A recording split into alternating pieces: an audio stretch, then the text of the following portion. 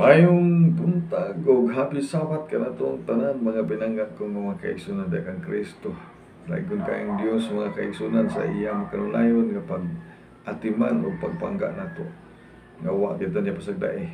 Atong mga kaigsunan o mga kahigalaan, salamat kayo sa inyong makanunayon nga pagsunod sa ato nga programa sa atong Facebook o sa ato nga YouTube. Ikaw imong partner na ini nga pagpakaylap sa maayong balita mga kaigsunan pinagis mo pagtan-aw karon. O ako mga kaigsunan mag-ampo sa dili pa kita magasugos ng leksyon. Ginoo o bani kami sa pagtuon sa mong leksyon kaya mo kining pangayamahan sa ngalan ni Jesus. Amen. So nining adlaw mga kaigsunan, ako ding pasalamatan ang ako mga kaigsunan dinhi sa Diwins Lamar. No, sa Saluwagan natin wali dito Luis Binoay. Mayong buntag ang pasabat ninyo diha diri sa Vincenzo Sagong Sentro. Salamat kayo sa Maraya Waling-Waling diha sa Linugwayan. Sunod ni semana Linugwayan na punta magwali sa atong 3 days seminar mga kaigsunan, Bible seminar o human diha sa Kapatagan. Diha pa ng atong training sa Voice of Youth mga kaigsunan sa Kapatagan. O niya ang ato iglesia dinhi sa Lumbog, no? Pinanguluhan ni Elder Rondina.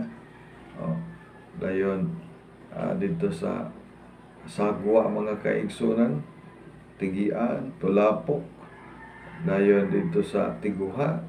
Unya na po tayo company dito sa Simagat mga kaigsunan.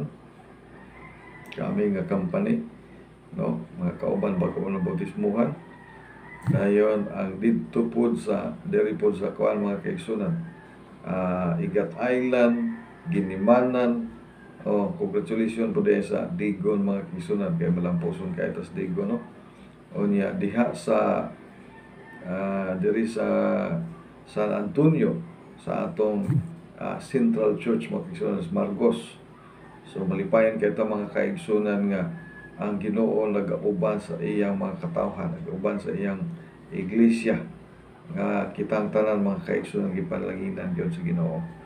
Busa man hitas tong pagtuon sa tong leksyon igsoon, ang atong leksyon naguluhan ni siya everlasting covenant.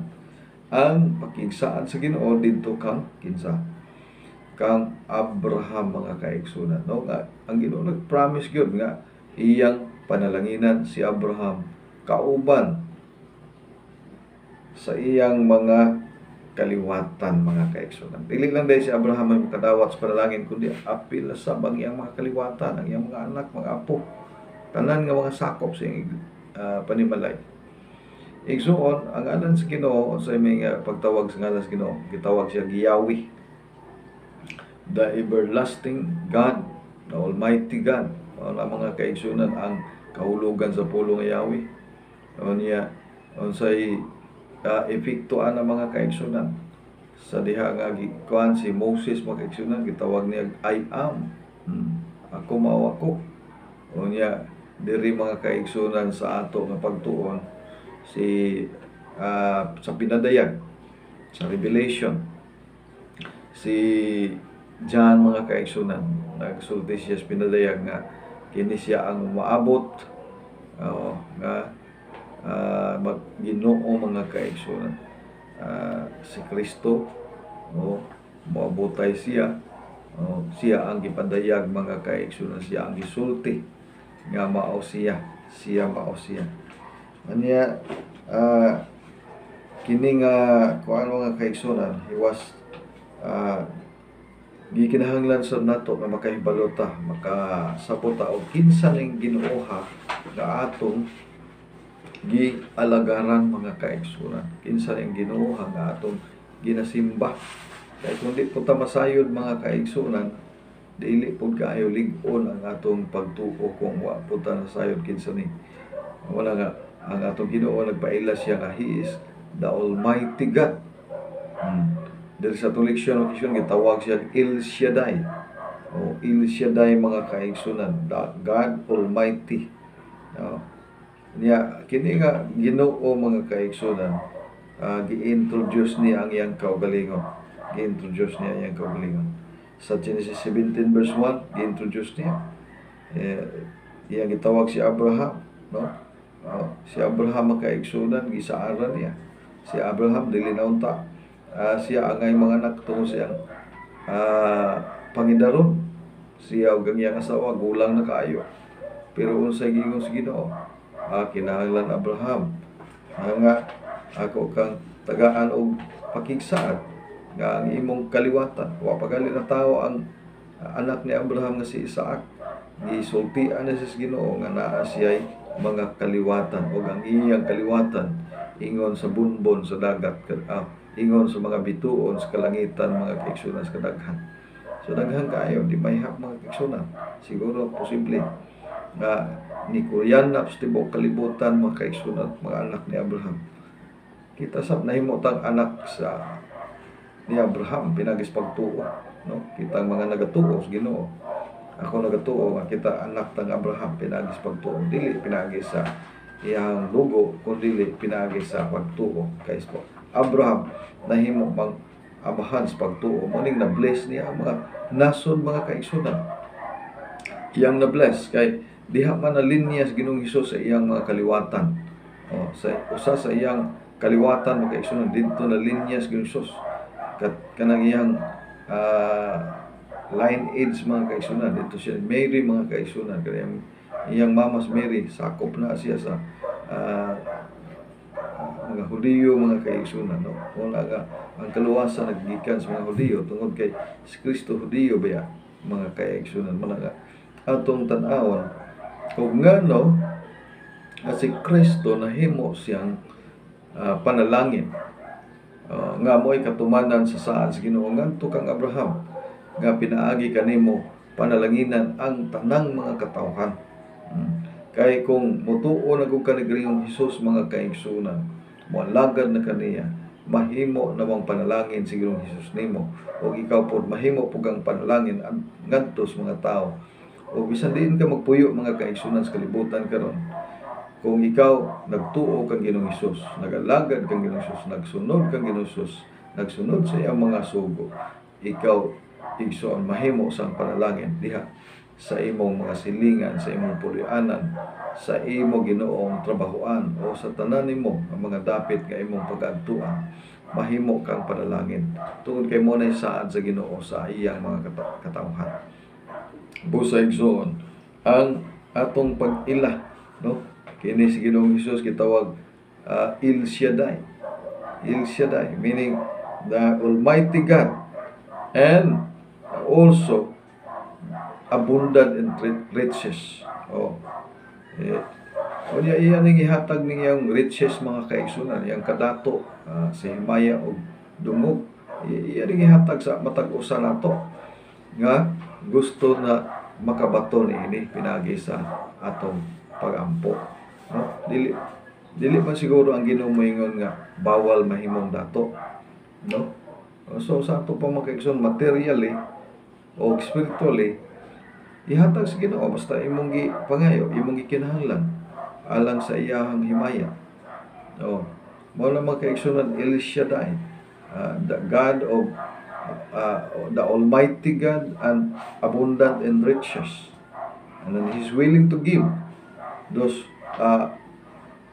siguro ang iyang pagka-Diyos din ni mahatag, pero kaniyang pagkadato mga kaigsunan, dato sa himaya, dato sa gugma, dato sa kaniyang gitawag nato og kaluoy, dato sa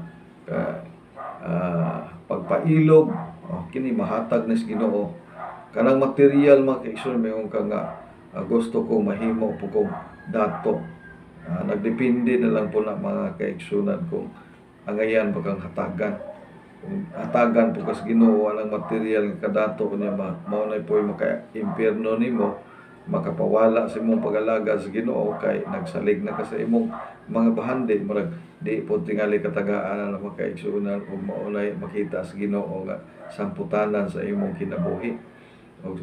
Mahitabo na dili na siguro mohatag ang Ginoo kay nganuman dili gusto ang Ginoo nga mahimo kang mabulag na Ginoo niya tungod sa panalangin nga iyang gihatag nimo o gipiyal nimo. So kana mga kaigsunan, kining kinaiyas pagka kuan Dios nun mo na importante nato, no? Kanay dato ta sa pailob, dato ta sa gugma, dato ta sa pagpaubos, dato ta sa kamatuoran. Kana mga kaigsunan, willing kay Ginoo mohatag ana, pero kana material mahatag man po ng Ginoo nato ana, pero uban na po na siya sa ato nga mga gitawag pagpaningkamot. Kaya bisag kung saan na itong ampo igsoon, ug di gyud punta maningkamot, di punta mulihok, na may giingon diya nga lihok tao, katabangan ka, kung di po ka mulihok igsoon, magsalig na po kag ampo. Si kag ampo, Ginoo mahimot akong engineer, Ginoo mahimot akong doktor, mahimot akong piloto sa barko, piloto sa eroplano. Wa kami eskwela, wa kamo trabaho. Ay, so di po ka mahimong piloto, mahimong dato kung ikaw sige tama na sa ampo, wala kay trabaho mga kaigsunan, wa kay lihok. So ang material spiritual mo kaigsunan ihatag sa Ginoo nato. Pero kanang iyang pagka Dios nga siya ra iya hargin ang mga kaigsunan, dili gyud niya ma-share sa tuwa, no? Di gyud niya okay may mo pagka Dios, wala na siya makaigsunan. So kini mga kaigsunan atong kuan, ang Ginoo na siya saad ngadto kang Abraham, no? Si Abraham kaigsunan tigulang na, sa utang as tigulang na siya, lungkoy na kay ano man 90 anyos na. Pero kita nimo mga kaigsunan kung sa ka-powerful ang Ginoo. Wala pa si Abraham makabatunog anak, pero gingnan sa Ginoo, ang imong kaliwatan mulukop sa tibuok dapit, mulukop sa tibuok yuta sa kadaghan. Niya napay mga hari nga mugitib, gikan nimo o sa imong mga kaliwatan. So tiaw mo lang makaigsunan, pagkadaghan gid ay sa mga kuan sa Ginoo, saad niya kang Abraham. Tungod niya ng mga saara mga kaigsunan, ang Ginoo matinumanon kay gituman giniya. Panalanginan niya mga anak ni Abraham, mga apo ni Abraham, mga anak sa mga anak, ipanalangina. O niya sa nitabo, nahimo sila mga kaigsunan nga ilados tibok kalibutan.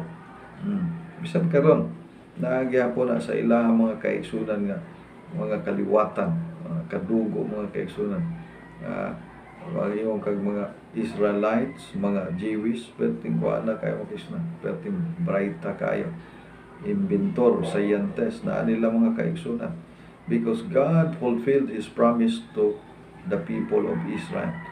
Pero sa spirituality mga kaigsunan, we are called the modern Israel. Kita gitawag nga mga moderno nga Israel because of faith sa atong pagtuo ni Jesus. Nasumpay na manggudta dito sa kalabtanan nato dito sa mga Hudiyo mga kaigsunan, pinaagi sa atong pagtuo ni Kristo. Muna nga kita karon mga kaigsunan, ang promise sa Ginoo ngadto kang Abraham, nahimo sang promise nato. Ano man tungod kay diha man si Kristo mga kaigsunan, no? Ang promise niya kadto kang Abraham nahimo pong ato tungod kay si Kristo makaigsunan mo na may nahimo nga tulay o instrumento niini mga kaigsunan ang atong kinabuhi. Niya nagaingon diri mga kaigsunan, the life, the fulfillment of the covenant promise. From that moment, He would be known as God the Father, and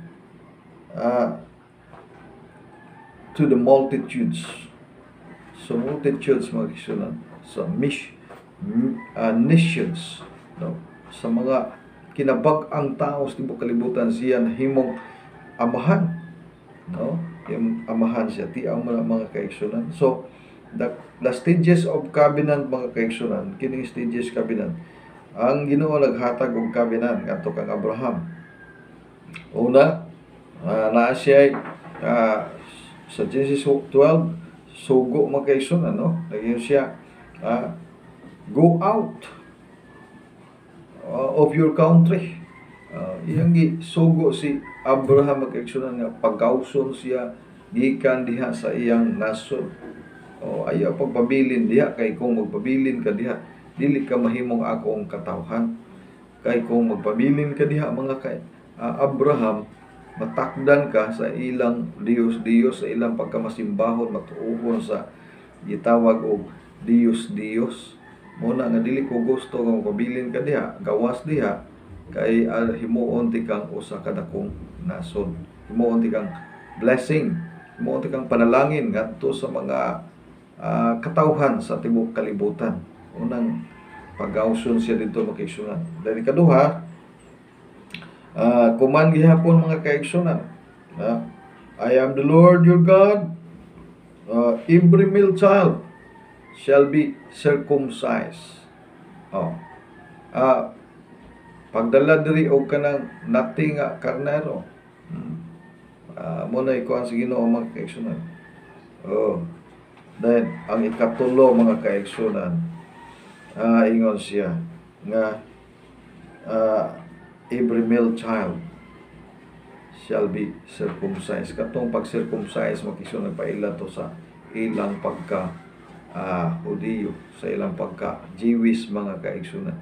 Kaya ang Hudiyo, usam po na siya ka religion mga kaigsunan, Judaism. So kung magpa-tuli ka, so nahilakip ka sa iyang mga katawhan, mga kaigsunan.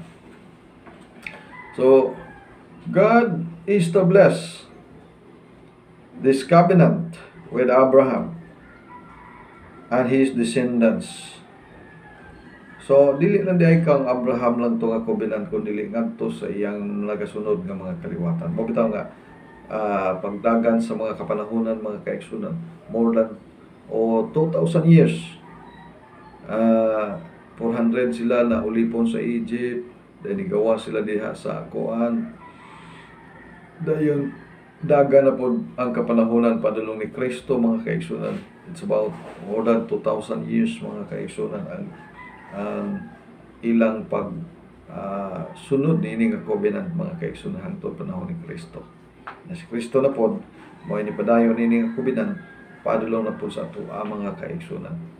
Kita na po mo gitawag og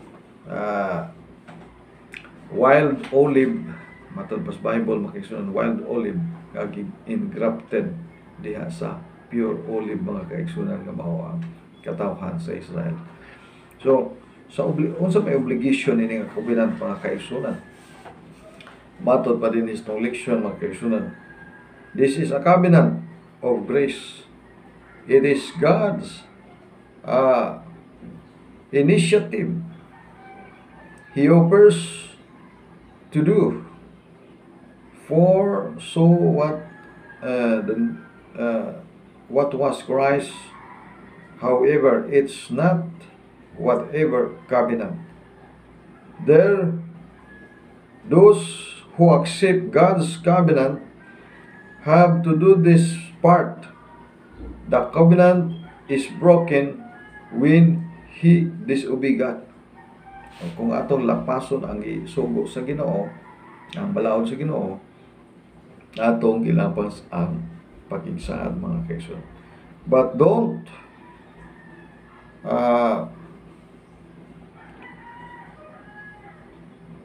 get it wrong. God does not save us because we obey Him. He saves us by His grace alone. Ephesians 2:8. Kaya nga itong kaluwasan mga kaigsunan, magunin nagdepende sa mga balaod sa Ginoo. Laang balaod sa Ginoo, angay na itong tumanon. Napulo kasugo, for example. Angay na itong tumanon ang napulo kasugo. Dili ingon nga aron ta maluwas, kundi tungod kay giluwas na tas Ginoo. Mao na prinsipyo mga kaigsunan diha. Dahil matod pa din hiya mga kaigsunan. Our obedience to God to God's law reflects our message of faith and love. John 2 verse 12. God uses our obedience to fulfill the promise of His covenant in us. So kini di ang pagtuo na ito mga kaigsunan, kinahanglan po dahil naa diha ang pagbuhat, na po dahil buhat mga kaigsunan. Kaya nga naman, kung ang pagtuo lang ato ipadako mga kaigsunan, ang atong pagtuo patay. Unang naagi ng magkuyog ng gitawag balaod o grasya. Pero kung sa nga balaod, ang napulo ka mga sugo. Si piatas napulo ka sugo mga kaigsunan, muadto ta didto sa pagtuo nato ni Kristo. Atong pangayo pasaylo ang atong mga sala, atong pangayo pasaylo ang atong mga kapakyasan. Si Kristo na ang bahala mga kaigsunan. Mo pasaylo nato ug molimpyo sa atong mga kinabuhi. Ang Ginoo magpanalangin kanatong tanan ining adlaw mga kaigsunan, happy Sabbath to all. Muna akong buhing pag-ampo alang kanatong tanan.